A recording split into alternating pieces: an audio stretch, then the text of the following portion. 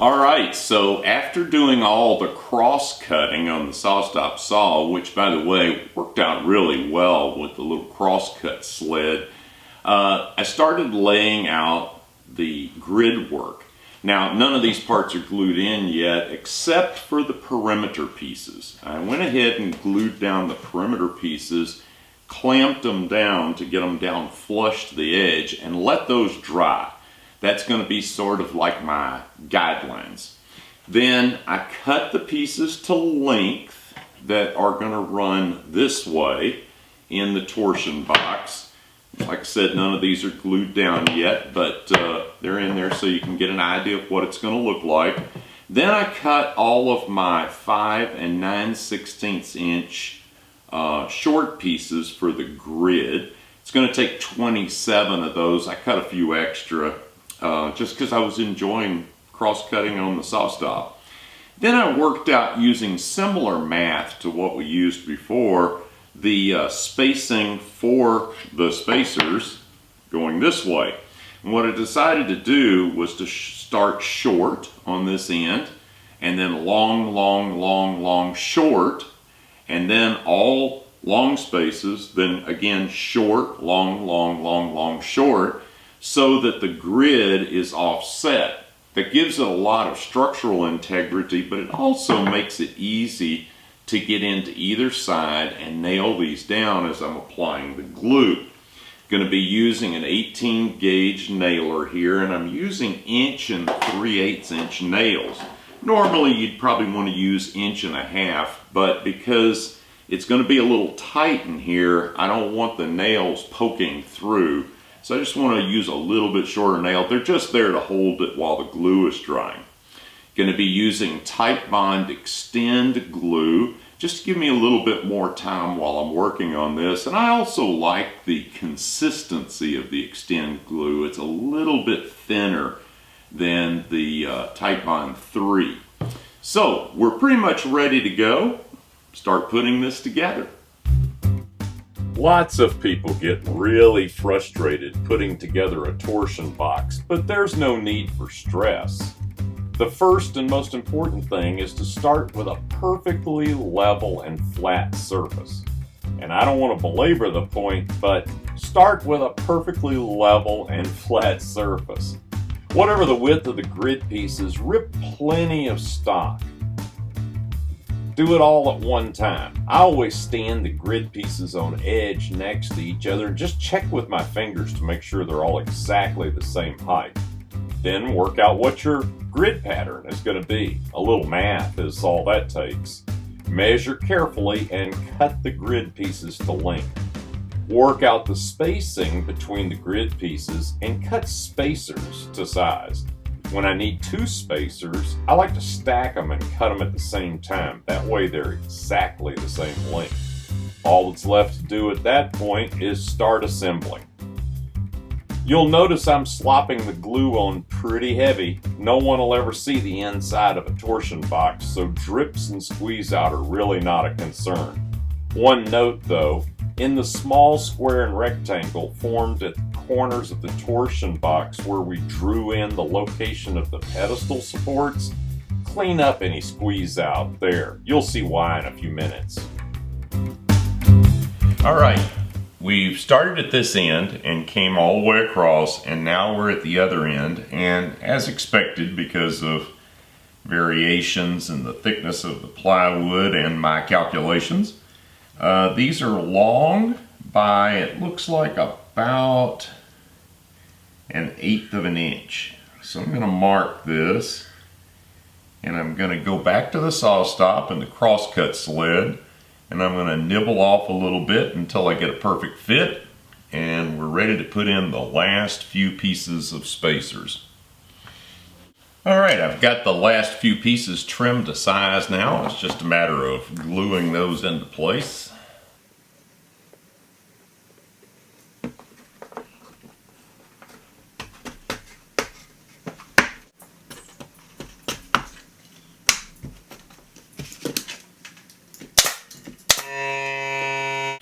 In this corner, I have also opted to put in one of the spacer pieces close to the corner because this is where the pedestal support will be. So I'm going to put the short piece here and at the other end as well.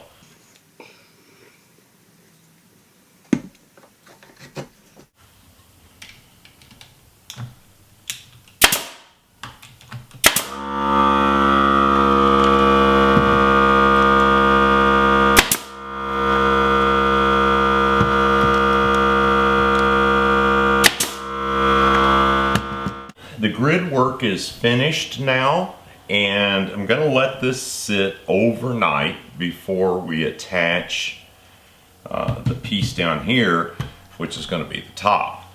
We'll come back tomorrow and finish up the basic construction of the torsion box top. The grid work is dry, ready to go. We're almost ready to put the other piece of MDF up here and complete this torsion box sandwich and basically have the top finished. But there's one more thing I need to do, and that's to make these four corners solid.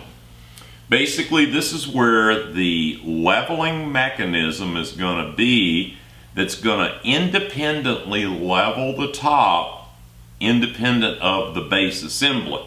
So we want to make it solid wood. Now this dimension here is 2 1/4 inches, so 3 pieces of 3/4 inch solid stock glued in here will be perfect to bring this up to level. So I'm just going to cut the pieces to size. I'll need 12 pieces, 3 in each corner. We'll glue those in place and we're ready to put the top on. Now the spacer that we used to form the small corner pockets in the torsion box was 4 7/8 inches. So I've set the rip fence here to rip a piece 4 7/8 inches.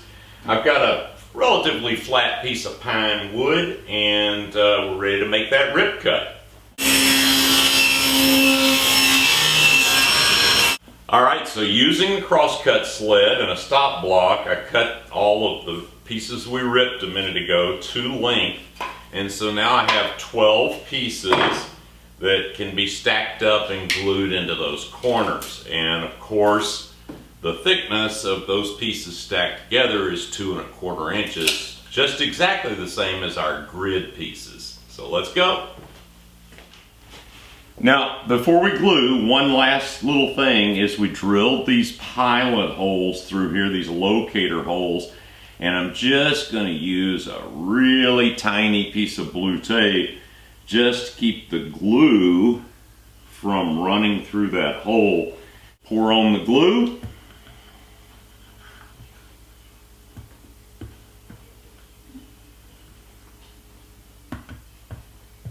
We want a good solid fit here.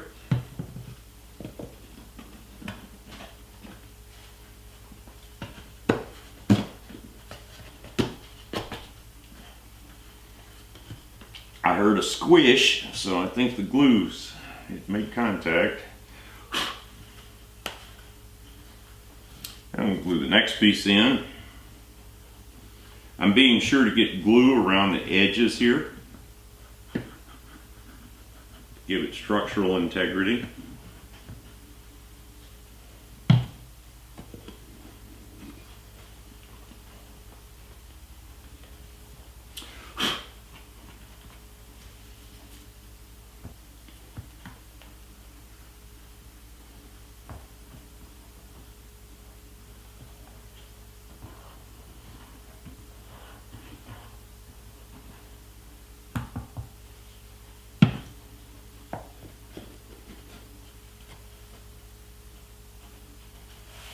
And there we go. I'm going to put one clamp on there just to make sure that the pieces of wood stay in tight registration until the glue dries. Do the same thing in all the other 3 corners, and then our solid corner blocks will be ready to go for the adjusting mechanism. I have slid the 3/4 inch piece of MDF out from underneath the torsion box, and I'm ready to slide that over and put it on as the top of this sandwich and sort of finish off the basic construction here. But a couple of things we've got to keep in mind.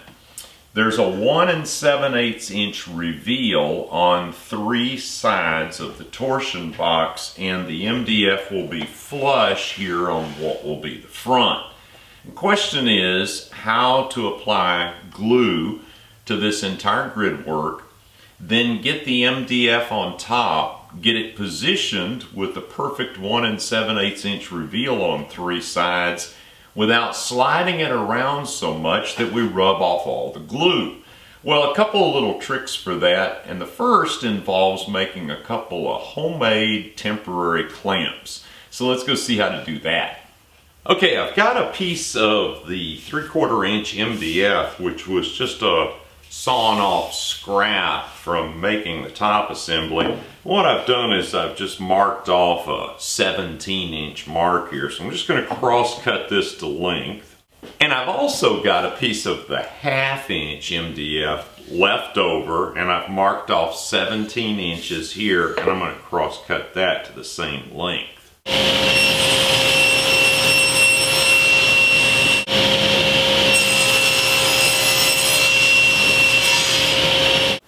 Alright, now this piece that I cut 17 inches long was just a smidge over 4 7/8.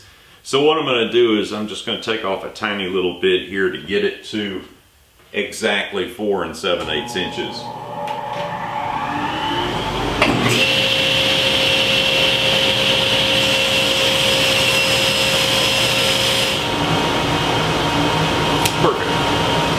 Alright, so now I've got this cut-off piece of 3/4 inch MDF, and I've set the rib fence for 3 inches. I'm going to rip this down.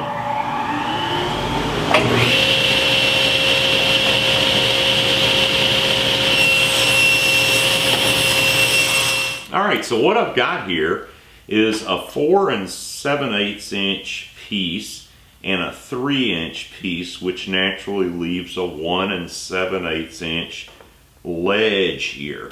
This ledge is going to go under the top to give us our 1 7/8 inch reveal.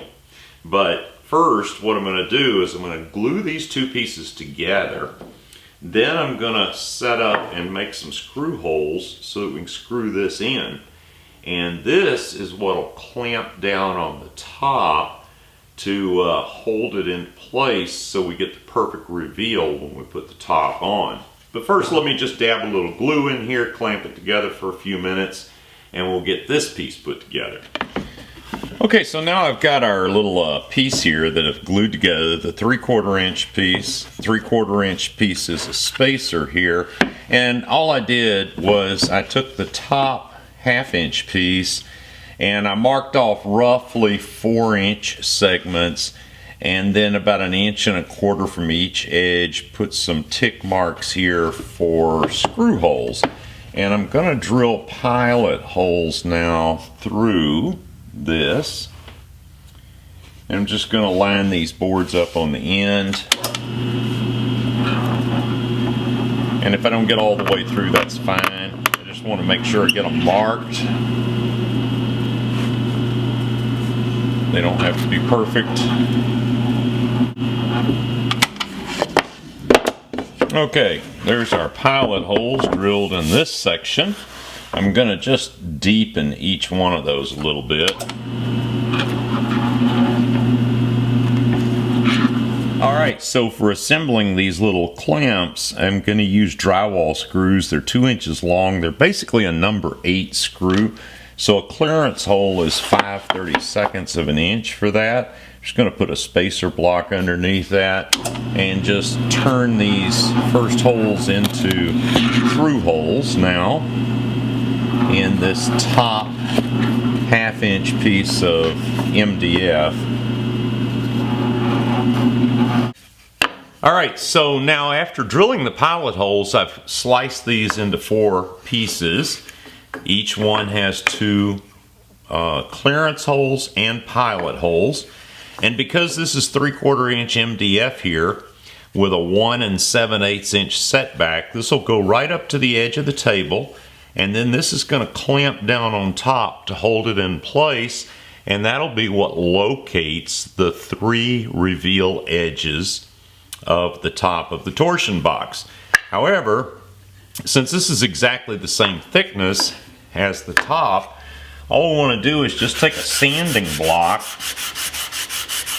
and from about where the screw holes are located out to the edge, just taper it a tiny bit. It only takes a little bit.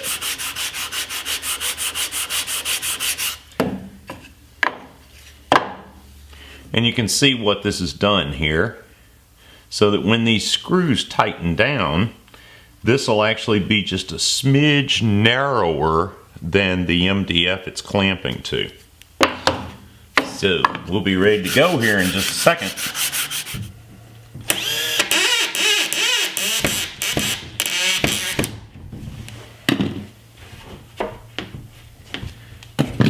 And there we go. Sweet. Nothing's going to mar the top, but yet it's clamped on there with a correct reveal back here on the underside. Now we've got the spacer block clamps in position on the top, the 3/4 inch MDF that's going to get glued on here.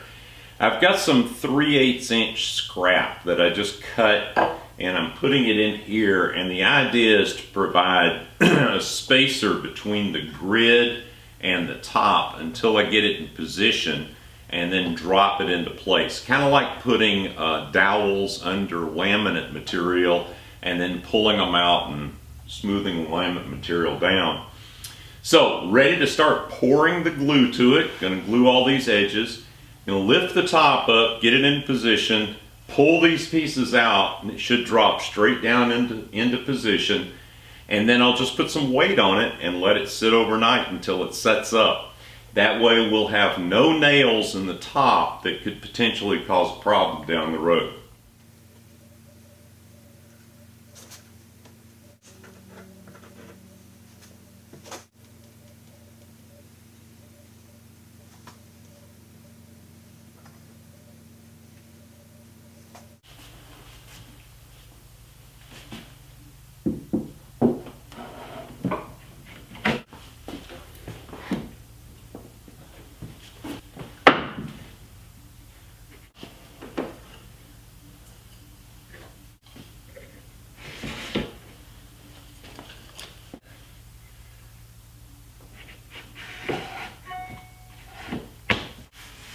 Okay, we're perfectly flush on this edge, and we've got our reveal lined up out there.